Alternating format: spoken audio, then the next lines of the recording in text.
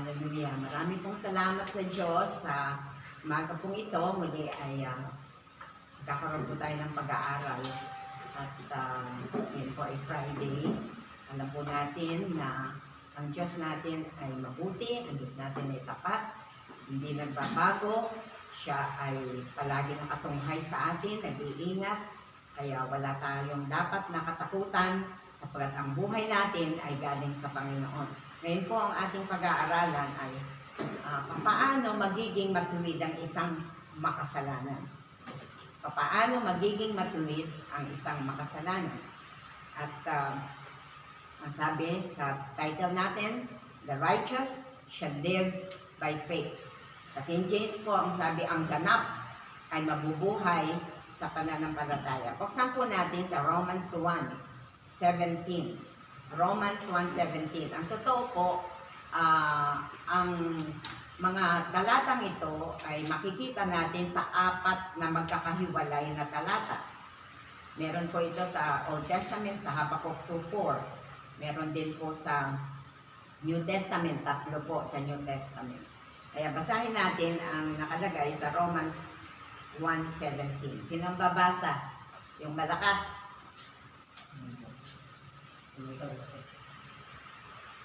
Sapagkat sa magandang balita ay pinapakita kung paano itinuwid ng Diyos ng kaugnayan ng tao sa Kanya.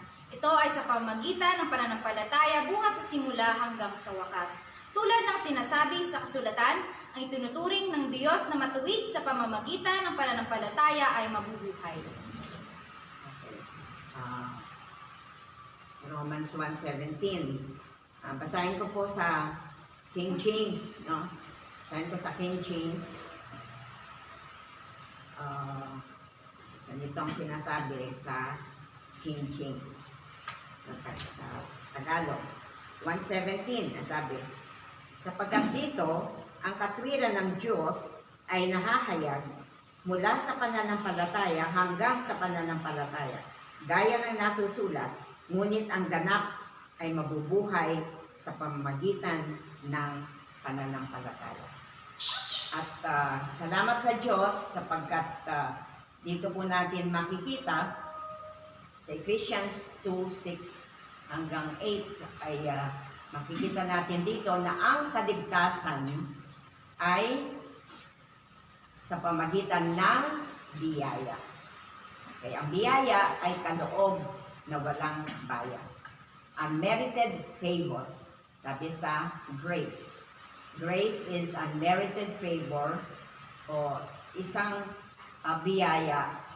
Hindi mo pinagtrabahuhan. Kaya ang kaligtasan ay hindi pinagtrabahuhan. Ito ay ibinigay na walang bayad sa bawat isa sa atin. Okay. Righteousness is a gift. Marami pong pagkakataon na nagtatanong ako sa kalipunan ng mga mananampalataya. Sino ang matuwid dito? At wala halos magtaas ng kamay. At yung iba na nagtataas ng kamay ay parang hindi pa sigurado. Parang kalahati lang ang taas ng kamay at hindi na itaas ng talagang todo. Bakit? Meron silang pagdududa. Meron silang pag-aalinlangan. Naku, matuwid nga ba ako? Kanina lang nagsinungaling ako. Diba? Merong mga pagkakataon, naku-condemn sila at hindi nila feel na sila ay righteous. Okay? Ang kaligtasan ay hindi sa feelings. Faith is not of our feelings. Ang faith ay hindi natin nadarama. Ibig sabihin ay ito ay sinasambit natin, pinaniniwalaan natin kahit na hindi natin nararamdaman. Sapagkat yung iba, ayon sa mga karamihan, to see is to believe. Pag hindi mo nakita, hindi totoo yan. Kaya ang Diyos hindi mo nakikita, kaya hindi totoo yan. Lahat lang na nakikita, napiperceive ng senses natin, yun lang ang totoo. Pero hindi po totoo yun. Alam po natin. Pagkat merong, okay, kagaya na isa. Sabi, hindi, naniniwala ako sa lahat lang na nakikita ko, lahat na naaamoy ko at nasasalat ko, yun lang ang totoo. Sabi nung kausap niya, nakita mo ba utak mo? May utak ka ba? Alam mo, may utak ka pero hindi mo nakita ang utak mo. Sabihin, lahat ng ating mga nasa loob, ang espiritu mo, nakita mo ba? Pero may espiritu ka, may kaluluwa ka. Kaya hindi totoo yung sinasabing to see is to believe. Alam nyo, taliwas nga yan eh. To believe is to see. Pagka nanampalataya ka, saka mo makikita. Kaya ito po ang ating pag-aaralan. How can a sinful man become righteous before God? At ang sabi dito, ang righteousness is a gift. Ang katwiran ay isang kaloob. Hindi mo rin pinagtrabahuhan, hindi mo rin binili. Ito ay ibinigay ng walang bayad sa iyo. Saan natin matatagpuan yun? Romans 5:17. Romans 5:17. Ano nakalagay?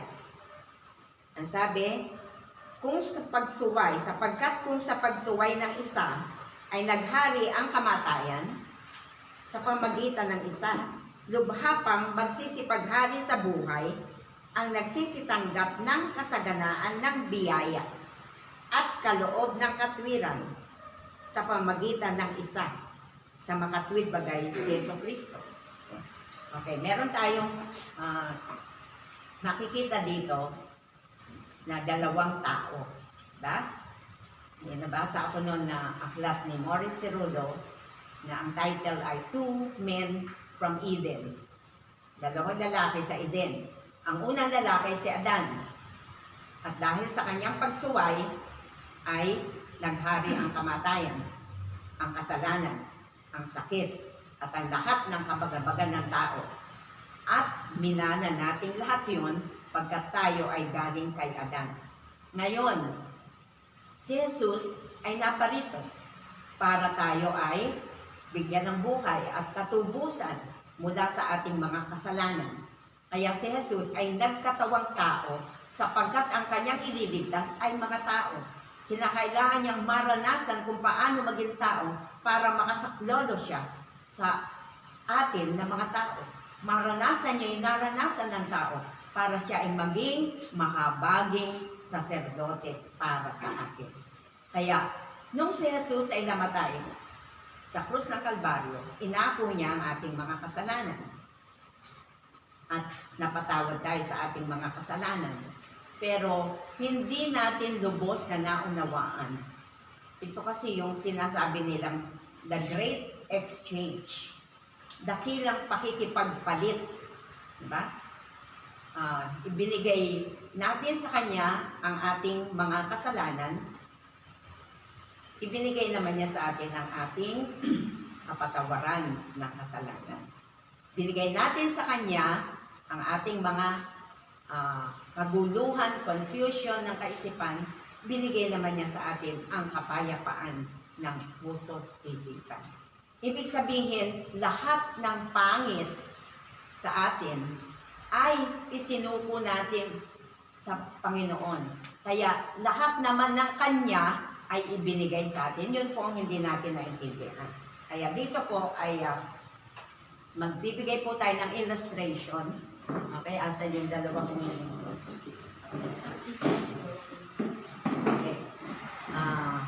Nakikita niyo po kami. Ito po si, halika dito. Ito po si Jay. At siya ang sumisimbolo sa makasalanang tao. Ano po?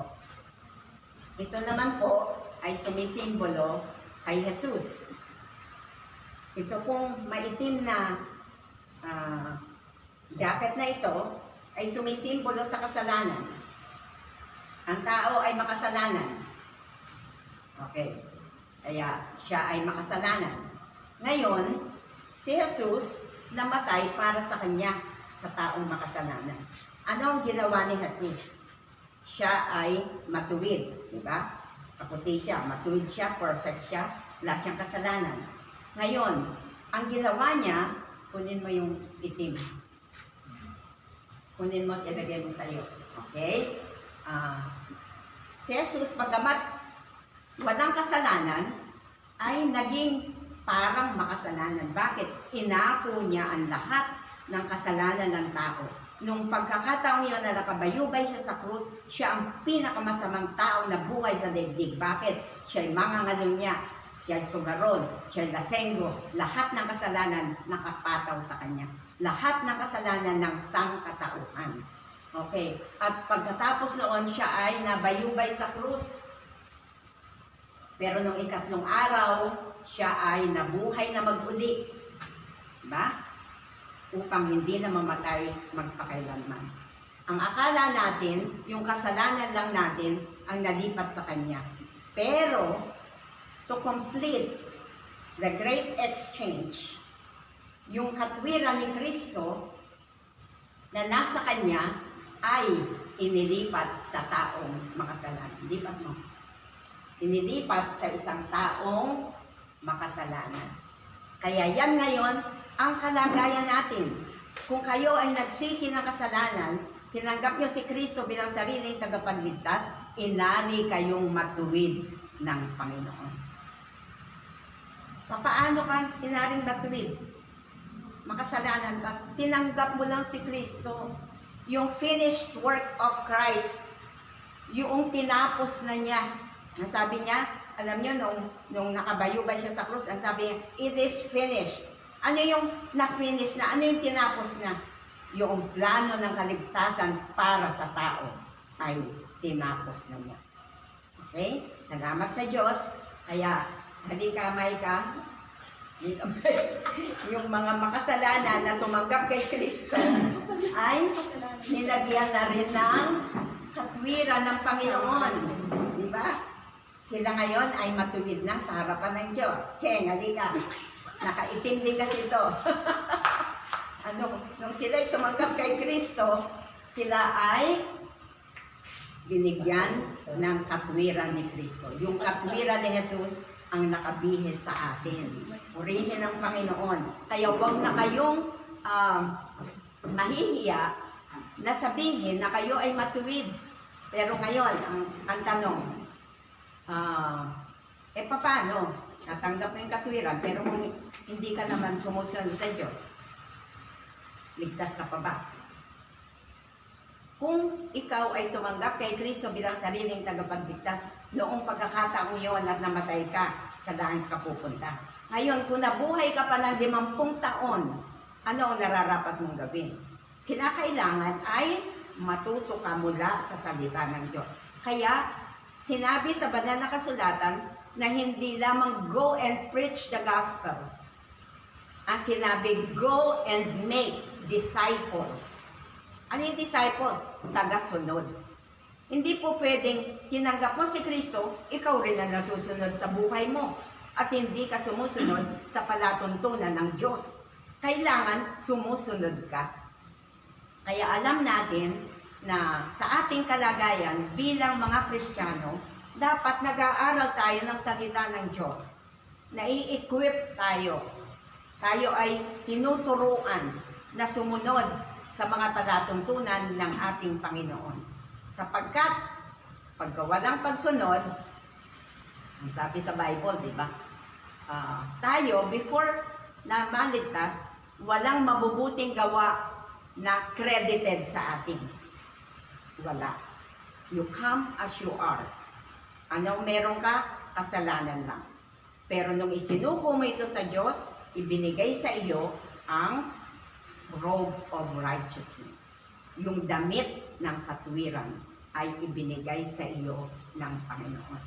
Kaya salamat sa Diyos, kaya tayo nagsisikap na magturo, mag-disciple, para makita natin na meron tayong tungkulin.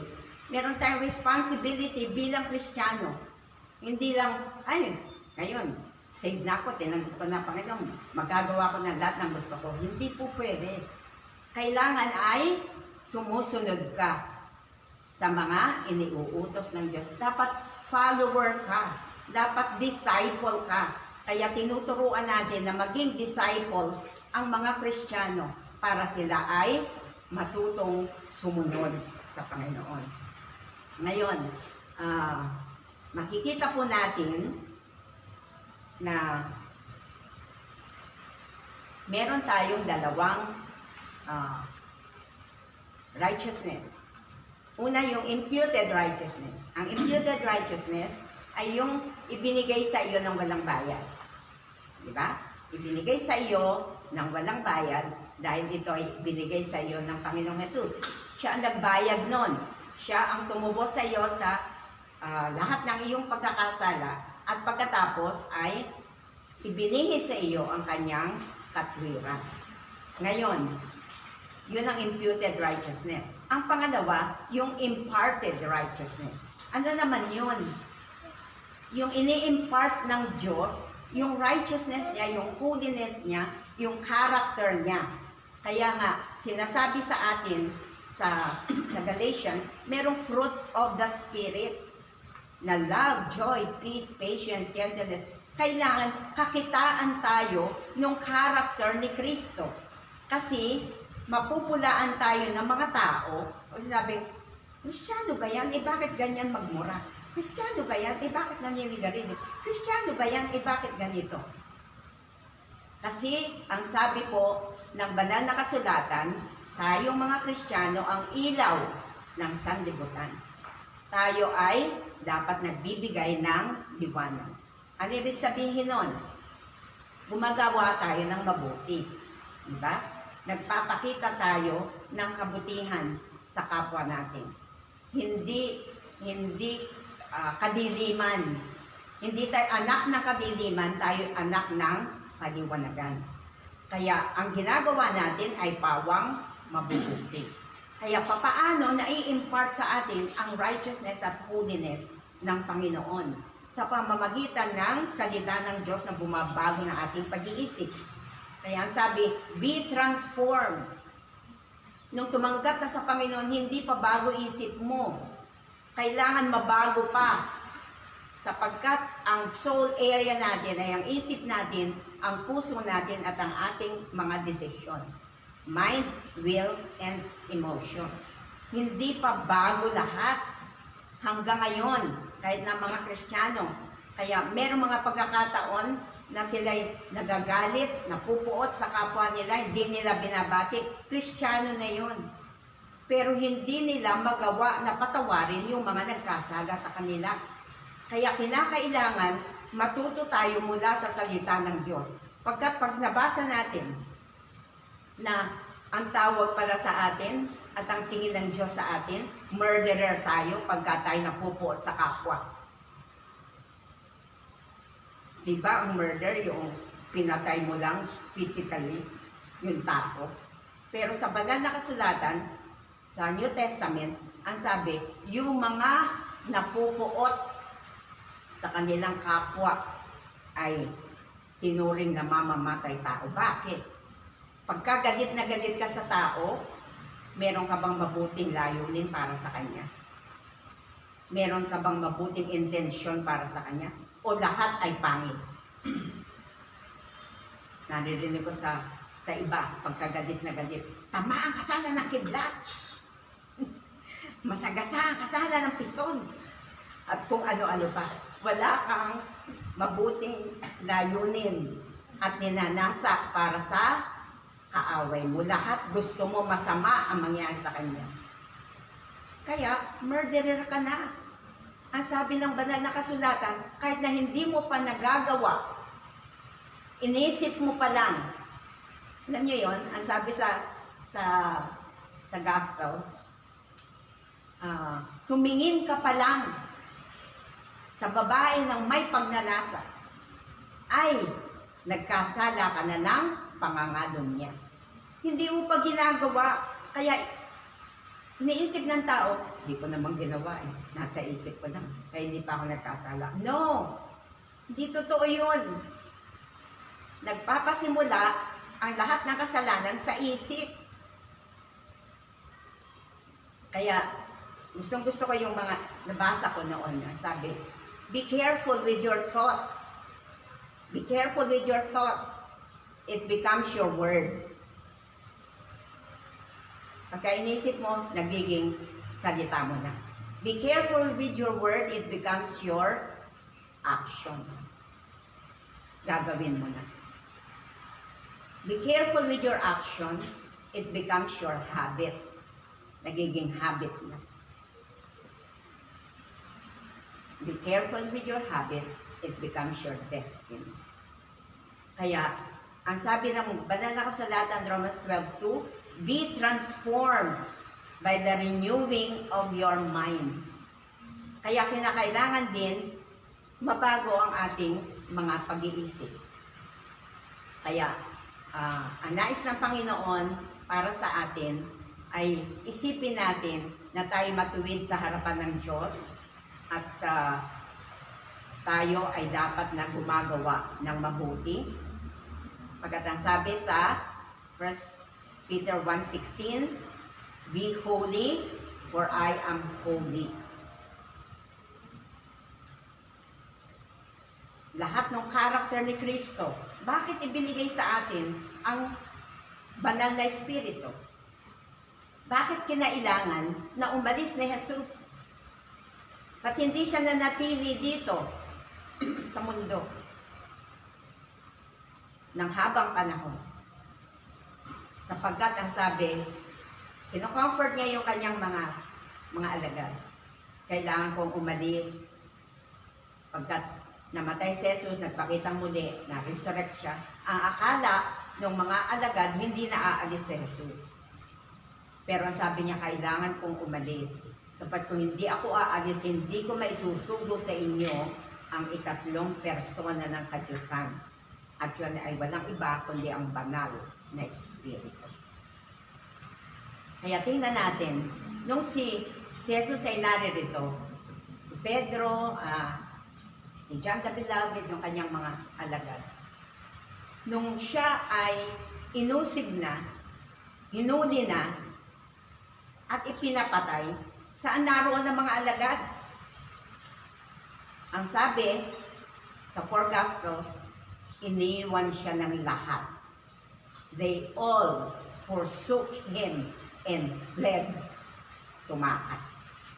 Hindi nila nakayang persecution. Natakot sila. Pero, salamat sa Diyos, nung si Jesus ay, si Pedro, kailangan niya nakilala niya si Jesus, di ba? Pero very, very bold si Pedro. At hindi niya napanindigan na si Jesus ay kanyang Panginoon at tagapagligtas. Natakot siya. Pero after that, ang sabi ng Panginoon, tarry ye in Jerusalem, wait for the promise of the Father. Mag-antay kayo sa Jerusalem hanggat hindi kayo nasasangkapan ng kapangyarihan mula sa kaitaasan. At sila ay nagpunta sa isang upper room, ang sabi, 500 lahat, mga nakakita sa kanya at pinagbili na niyang mag-stay sa upper room at antayin ang pagdating ng Espiritu Santo. Pero yung iba ay nainip siguro, nag-alisan. Kaya 120 na lang ang natira at yun ang pinuspos ng kapangyarihan ng Espiritu Santo. Ngayon, marami mga taong naroroon kung saan-saan galing sapagkat noon ay pista ng Pentecostes. Pista, kaya napakaraming tao na galing sa iba't ibang lugar. Hindi lang mga Hudyo. At nung marinig nila, nagkaingay, di ba? Sapagkat nagsalita sila na iba't ibang wika. At ang mga tao ay humugos at tiningnan. Ano itong nangyayari? At narinig nila yung kanilang mga lingwahe na galing sila sa Roma, galing sila sa ganitong lugar. Bakit naririnig nila? Ay, mga lingwahe nila. Di ba lahat ng mga ito ay mga Hebreo? Di ba mga Hudyo ito? Bakit ang mga sinasalita nila ay salita natin? At naintindihan nila. At ano ang sinasabi ng mga alagad? Hindi nila lingwahe yun, pero nakapagsalita sila ng ibang wikang hindi nila pinag-aralan. At ang narinig ng mga tao ay ang kamanghamanghang mga gawa ng Panginoon. After that, di ba? Ang sabi ng mga tao, naku, huwag kayong dyan, mga lasing lang yan, kaya ganyan yan, maiingay. At itong si Pedro na tumakas at natakot at pinagkaila ang Panginoong Jesus, na hindi niya kilala ang Panginoong Jesus, tumayo. At ang sabi, kayong mga lalaki naririto, hindi kami lasing, hindi kami puno ng alak, kundi ito ang ipinangako ng Panginoong Jesus na kami ay pupuspusin ng kanyang kapangyarihan. At nangaral siya doon sa napakaraming tao. At ang sinabi niya, you crucified the Lord of glory. Ipinako niyo sa krus ang Panginoon ng kaluwalhatian. At yung mga tao, ang sabi, na-convict sila. Nahipo ang puso nila. At ang sabi, anong gagawin namin? At ang sabi ni Pedro, believe on the Lord Jesus Christ. Sumampalataya kayo at magsisi kayo sa inyong mga kasalanan at ibibigay din sa inyo itong kapangyarihan ito. Ano ang nabago kay Pedro? Nung siya ay mapuspos na Espiritu Santo, nagkaroon siya ng katapangan. Holy boldness. Kaya tayo, kapag tayo puno ng kapangyarihan ng Espiritu Santo, wala tayong takot. At alam natin na itong mga alagad ay hindi sila natakot hanggang kamatayan. Ipinangaral nila si Jesus. Bawal na noon ipangaral si Jesus. Pinagbantaan na sila noon na huwag nang mangangaral sa pangalan ni Jesus. Pero ang sabi ng mga alagad, mas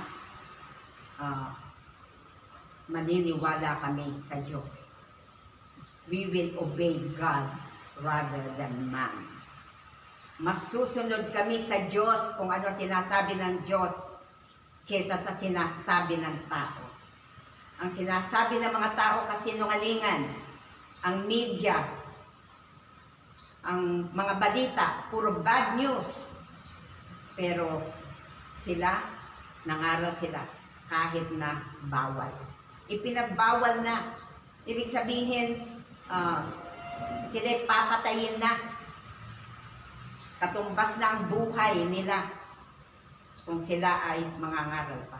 Pero hindi sila natakot sapagkat sila ay puspos ng Espiritu Santo. Salamat sa Panginoon. Ang kailangan natin, pagka tayo ay na-born again na, kinakailangan tayo ay nag-aaral ng salita ng Diyos, nagpapaturo, nagpapadisciple, nagpapamentor tayo sa ating mga pastor, sa ating mga spiritual leaders. Makipag-ugnayan kayo sa kanila at kayo ay manood ng mga live stream. Napakarami na ngayon na nagtuturo. Kung kayo ay masipag manood at kayo ay tatanggap ng mga salita ng Diyos, kayo ay matututo mula sa salita ng Diyos. Ngayon, ang kailangan, ang sabi, ang pananampalataya, hindi nyo lang kailangan ng pananampalataya nung tumanggap kayo kay Kristo bilang sariling tagapagligtas. Kailangan natin ng pananampalataya hanggang wakas, hanggat hindi tayo nakakarating sa langit. Natatandaan natin sa Exodus chapter 12, nung ang Panginoon ay binigay na yung pinakahuling salot sa Egypt, ang kamatayan ng mga panganay. Panganay na tao, panganay na hayop, mamamatay. At ang Israel, yun na ang hudyat nila. Okay? Ang sabi, bawat pamilya ay kinakailangan magpatay ng isang kordero. A lamb for a family. At yun ay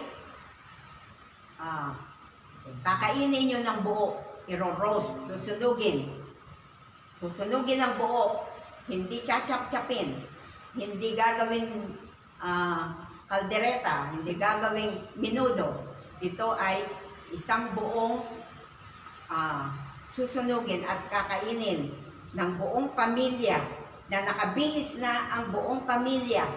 Lahat na ay ready na sapagkat aalis na sila. Pero ang pinagawa sa kanila, sa hamba ng pintuan, kinakailangan yung dugo ng kordero ay ipahid doon. At makikita natin na nung lumagpas ang anghel ng kamatayan, lahat ng may dugo sa hamba ng pintuan, lahat sila ay hindi nakaranas ng kamatayan ng panganay.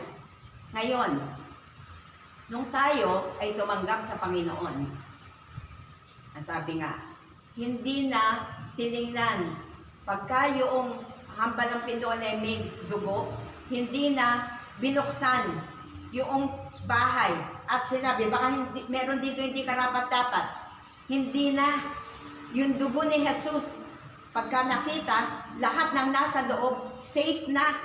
Pero alam niyo ba na merong mga Egyptians, merong mga hindi Hudyo na nasama sa pagpunta sa lupang pangako.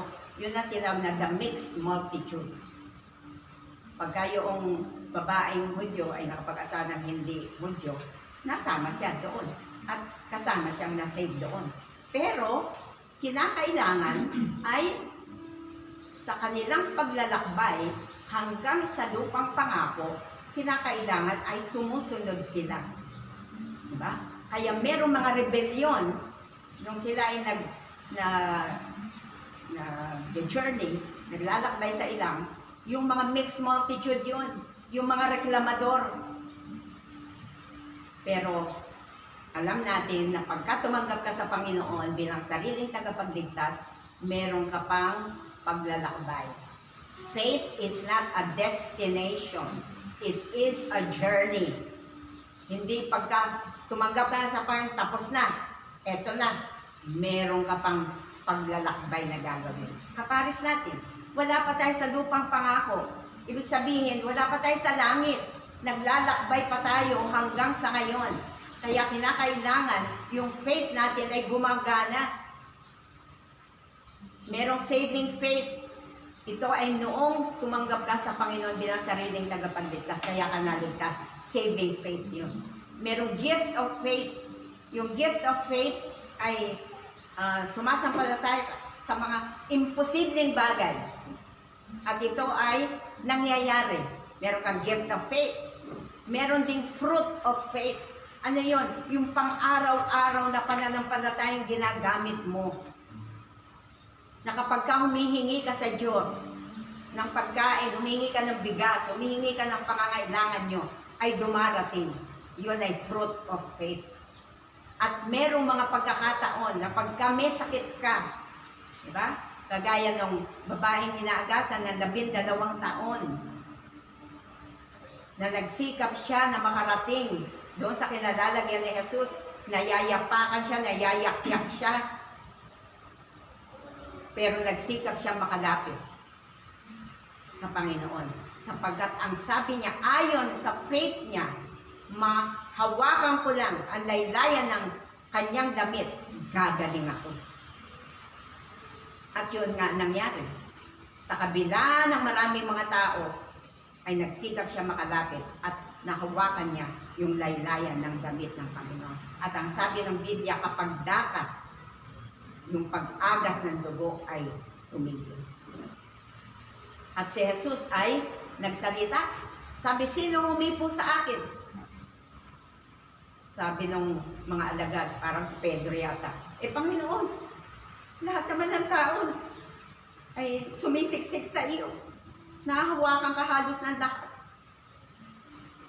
Tapos sasabihin mo, sino ang humipo sa iyo? Sabi ng Panginoon, hindi. Merong humipo sa akin. Sapagat merong bisa, healing virtue, na lumabas mula sa Kanya. At nung marinig yon nung babae, ay nagsabi siya, Panginoon, ako po ang humipo sa inyo. Ano ang sabi ng Panginoon? Humayo ka. Hindi siya pinagalitan. Nahingi po siya. Humayo ka. Pinagaling ka ng iyong pananampalataya. Napakahalaga ng faith. Ito po ngayon ang kinakailangan na ma-develop sa atin, mag-increase sa atin. Yung faith natin sa Panginoon. Sapagkat pagka wala tayong faith ngayon, sasabihin mo, anak ko, wala na. Hindi na mababalik sa normal ang buhay. Wala na tayong kapag-apag-asa. Hindi po totoo yun. Huwag tayong maniniwala sa mga sinasabi lang ng tao, kundi sa sinasabi ng salita ng Diyos. Sapagkat, ayon sa mga prophecy, maririnig natin, itong shaking na ito, totoo yun, niliglig tayo. Niliglig pati ang church. Pero kinakailangan maunawaan natin, ang church ay hindi lang yung physical church. Okay, ang nais ng Diablo sa pandemyang ito ay i-shut down pati ang church. Ito'y attack against Christianity. Kaya ang mga tao hindi makapunta sa church. Natakot sila. Diba? Maapektuhan sila ng virus. Pero hindi na tayo nakikipagtunggali ngayon sa laman at dugo. Hindi na tao ang kalaban natin ngayon. Kagaya na sinasabi sa Ephesians 6:10-18. We wrestle not against flesh and blood, but against principalities, rulers of darkness. Ang kaaway na ang kalaban natin. Hindi na tao. Kaya kinakailan marunong tayo makipag-warfare. Ang church ay hindi lang yung physical church. Ang church ay ikaw. Ang church ay tayo. Kinakailan lumabas ang church. Kinakailangan makita ang church ngayon. Kinakailangan ang apoy ng church ay lalong magningas. Ang ating pananampalataya lalong magningas. Lalo nating ipakita na ang Diyos natin ay buhay at makapangyarihan. Hindi natin pwedeng ipatalo ang Diyos natin sa COVID-19. God is more powerful than anything. Sa lahat ng bagay, ang sabi, ang Panginoon ay makapangyarihan sa lahat. At tayo ang church, tayo ang katawan ni Kristo.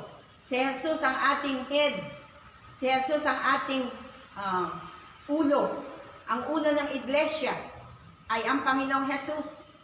Ano ba sinabi ng Panginoong Jesus sa atin ngayon? Tumigil na ba tayo ng pangangaral? Magtago na ba tayo? Hindi.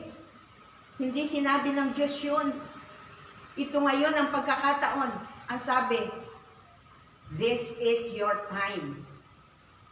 You were born for such a time as this. Bakit ka buhay pa ngayon? Bakit may lakas ka pa ngayon?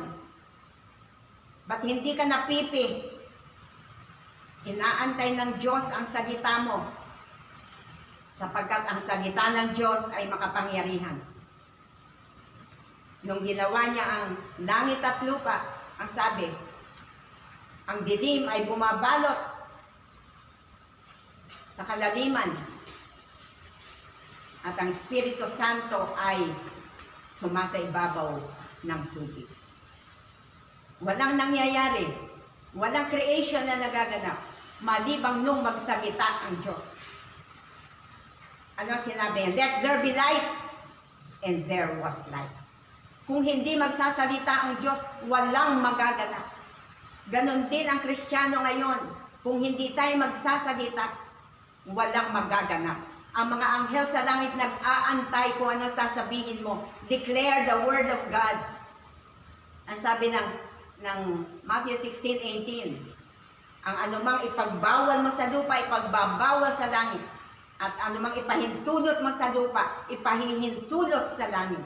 Nasa atin ang susi. Church, tayo.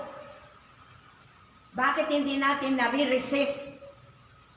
Kinakailangan i-resist natin ang kaaway, kung anong ginagawa niya sa mundo ngayon. Naghahasik ng takot, naghahasik ng pangamba sa puso ng mga tao. Rebukein natin yung mga espiritu ng takot na yan, sapagat may authority ka, merong kang kapangyarihan. Pagkat ang matuwid ay merong kapangyarihan, merong kapamahalaan, may authority tayo. Salamat sa Diyos sapagkat alam natin, binigyan tayo ng kapamahalaan. Luke 9, 1-2. Sabi, binigyan tayo ng kapamahalaan at ng kapangyarihan. Hindi ng kapamahalaan, kundi kapangyarihan. Luke 9, 1-2. At tinipon niya ang 12 at binigyan sila ng kapangyarihan at kapamahalaan sa lahat ng mga demonyo at upang magpagaling ng mga may sakit. At sila'y sinugo niya upang ipangaral ang kaharian ng Diyos at magpagaling ng mga may sakit. Sinugo niya ang mga alagad, pero sinugo niya na mayroong authority at mayroong power. Ano ibig sabihin ng authority? Pagka ikaw ay matuwid, meron kang authority at meron kang power. Sapagkat tayo ay ang iglesia ng Panginoong Jesus. Binigyan niya tayo ng kapamahalaan. Ito ay ibig sabihin authority ay delegated. So, ibig sabihin ibinigay sa atin. Right to govern or right to rule. So, ibig sabihin ng authority. Mula sa Greek word na exousia. Right to rule or right to govern. Binigyan tayo ng authority to rule. At ang sabi sa dunamis, yun ang Greek word for power. Dunamis, ibig sabihin ay miracle working power of God. Kaya pagka pinagsama natin yun, authority and power, yun ay binigay sa mga lingkod ng Diyos, sa mga Kristiyano, hindi lang sa mga pastor, kundi sa lahat ng mga mananampalataya. Ibinigay sa atin yun. Ang sabi, right to exercise the miracle working power of God. Kaya kahit na tayo ay pangkaraniwang Kristiyano lang. Bakit? Yun ang sinabi ng Mark 16:15. Go ye into all the world and preach the gospel to every creature. Lahat tayo inutusan. And these signs shall follow them that believe. Itong mga tandang ito ang lalakip, itong mga tunay na Kristiyano. In my name, they shall cast out devils. Kaya pagkamana ng palataya ka, may authority ka at may power ka na magpalayas ng mga demonyo sa katawan ng mga tao. They shall speak with new tongues. Kaya, pinagkalooban tayo niya nung tayo ay mabaptize ng Holy Spirit. Iba't ibang uri, diverse kinds of tongues. Na yun ang tumutulong sa atin para manalangin. May mga pagkakataon hindi natin alam kung dapat nating panalangin. Pero ang Holy Spirit ay kumikilos, nagsasalita siya. At pagkatapos ay idina-download sa atin kung ano yung ibig sabihin ng tongues natin at nakakapag-pray tayo sa with understanding. Ang sabi, pray in the Spirit and pray with understanding also. Kaya, purihin ng Panginoon, nais ko lamang po na sabihin sa atin, hindi ito ang panahon na dapat maging tameme tayo. Na dapat ay wala tayong sinasalita. Kahit nasa bahay kayo, mag-declare kayo. Declaration of faith. Pagkat inaantay ng Panginoon kung ano ang i-declare natin. Kapag dinideclare mo ay takot, pangamba, mga kung ano-anong mga panggambala ng kaaway sa atin. What you see is what you get. What you hear is what you get. Kung yun ang lagi mong pinanonood, yun ang lagi mong naririnig, yun ang ibubuka ng bibig mo. Pero kapag kasalita ng Diyos ang lagi nating binabasa at idinedeclare, pagkat yun ang sabi sa Joshua 1:9, hindi sapat na binabasa natin ang salita ng Diyos. Hindi sapat na minemeditate lang natin. Sabi, this book of the law, Joshua 1:8, shall not depart out of your mouth. Out of your mouth. Ang aklat na ito ng kautusan ay huwag ihiwalay sa inyong bibig. Hindi sinabing ang aklat na ito ng kautusan huwag mahiwalay sa bahay nyo, sa sala nyo, sa bag nyo, sa kotse nyo. Huwag mahiwalay sa ating bibig. Bakit? Kailangan sabihin mo kung ano yung sinasabi ng Diyos, kung ano yung dinedeclare ng salita ng Diyos, yun ang sasabihin natin. Kaya yung katotohanan ng salita ng Diyos, pagka sinalita natin, mangyayari. Kailangan mangyari na ikaw na lingkod ng Diyos, ikaw na Kristiyano, kahit na ikaw yung ordinaryong mananampalataya, nasa loob ka ng bahay, nanay ka, wala ka ng bigas, wala ka ng panggata sa anak mo. Sasabihin ako, ano ba yan? Paano kami? Paano na lang ang buhay? Wala na kaming isasaing, wala rin akong ipanggagatas dito sa anak ko o sa apo ko. Ano ang sinabi ng banal na kasulatan? But my God, 4:19 ng Philippians, i-quote mo yon. Panginoon, sabi nyo, but my God shall supply all my needs according to His riches in glory by Christ Jesus. Panginoon, sinabi nyo po sa Hebrews 13:5, I shall never leave you nor forsake you.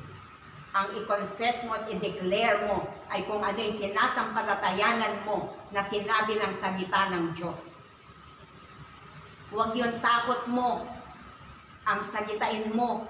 Huwag yung pag-aalinlangan mo ang ibuka ng bibig mo, kundi yung salita ng Diyos. Purihin ang Panginoon. Kinakailangan. Sabi, Mark 11,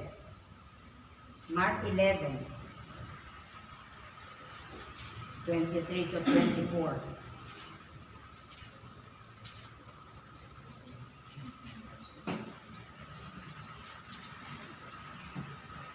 Salamat sa Panginoon. Sabi po dito, Mark 11, 23 to 24. At pagsagot ni Jesus ay sinabi sa kanila, magkaroon kayo ng pananampalataya sa Diyos. Katotohanan sinasabi ko sa inyo, ang sino mang magsabi sa bundok na ito, mapataas ka at mapasugba ka sa dagat, at hindi mag-aalinlangan sa kanyang puso, kundi mananampalataya na mangyayari ang sinabi niya, ay kakamtin niya yaon. Kaya nga sinasabi ko sa inyo, ang lahat ng mga bagay na inyong idinadalangin at hinihingi, ay magsisampalataya kayo na inyong tinanggap na at inyong kakamtin. Yan sabi, if you shall say unto this mountain, be thou removed, and be thou cast into the sea, and shall not doubt in his heart, but shall believe that those things which he says shall come to pass. He shall have whatsoever he says. Makakamta niya ayon sa sinabi niya. Kailangan sabihin mo. You've got to declare it. Pagkat nag-aantay ang mga anghel na isagawa kung ano yung ayon sa sinabi mo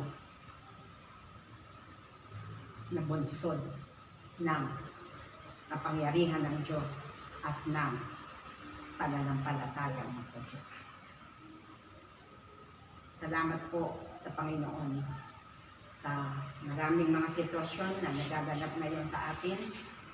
Lagi ko sinasabi, si Satanas may pangit na plano at layunin sa buhay ng mga tao, ng mga mananampalataya, pero ang Panginoong Jesus merong magandang plano at layunin para sa atin.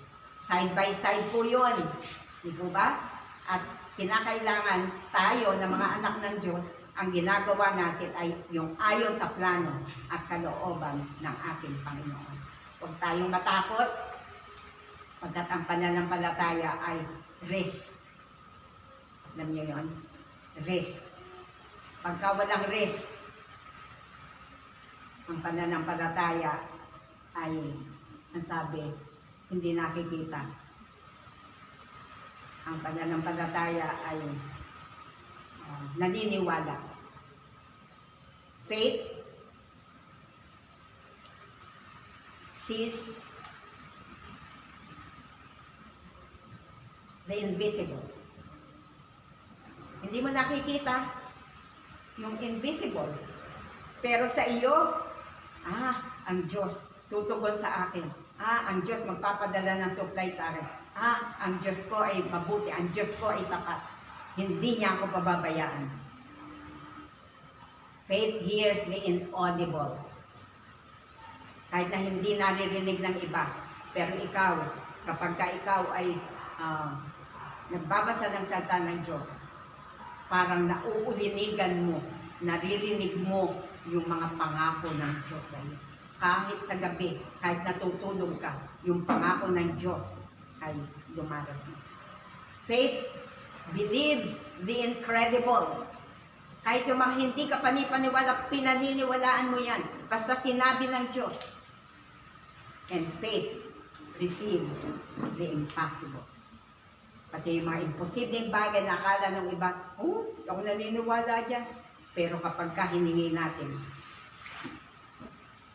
ayon sa pananampalataya natin. Kaya sabi, your faith has made you whole. Napakalaki ng kaugnayan ng faith natin sa maari natin tanggapin mula sa Diyos.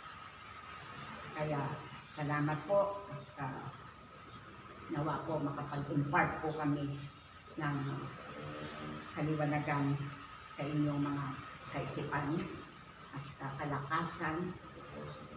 Kung kayo po ay merong mga katanungan, pwede rin po kayong magpaabot sa amin na katanungan nyo at yung mga comments nyo, kung kayo po ay nakapanood sa iba't ibang lugar, nagagalak po kami at nahahumble po kami sa ginagawa ng Panginoon sapagkat hindi po namin akalain na marami pong manonood. At meron pong mga pagkakataon, yun pong unang ginawa namin na illustration patungkol sa banal na espiritu ay meron na pong viewers na ilan na? 8.3 thousand na. 8.3 thousand. 8,000.3. At purihin ng Diyos na alam po natin na sa mga ganitong sitwasyon, dapat tayo ay magdalanginan, magpalakasan, at makapagbigay ng hamon at panalangin para sa bawat isa. Kayo po ay inaasahan namin na patuloy na magpapakalakas. Magpakalakas tayo sa Panginoon. Yan ang laging sinasabi ng Panginoon. Do not be afraid. Be strong and be courageous. Magpakalakas ka sa Panginoon. Lagi sa Panginoon magpapalakas. At tayo po ay naririto. Kami po ay naririto para sa inyo. Nagsisikap po kami na ipaabot sa inyo kung ano ang sinasabi ng salita ng Diyos. Tayo po ay sandaling tumungo. Tayo po ay manalangin. We worship you, Father God. We worship you, Holy Spirit. We worship you, Lord Jesus. Salamat po sa inyo sa pagkakataong ito, Panginoon. Na bagamat hindi kami nagkikita-kita, ay hindi tumitigil, Panginoon, ang iyong mga salita para iparinig sa inyong mga anak.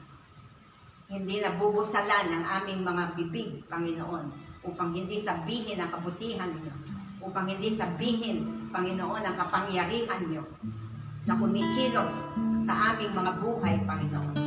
Kumilos po kayo sa kahangahangang paraan. Magpakahayag po kayo, Panginoon. Ang bawat church, Panginoon, ay magdalang tapang at mahamon, Panginoon, na gawin ang pinagagawa nyo.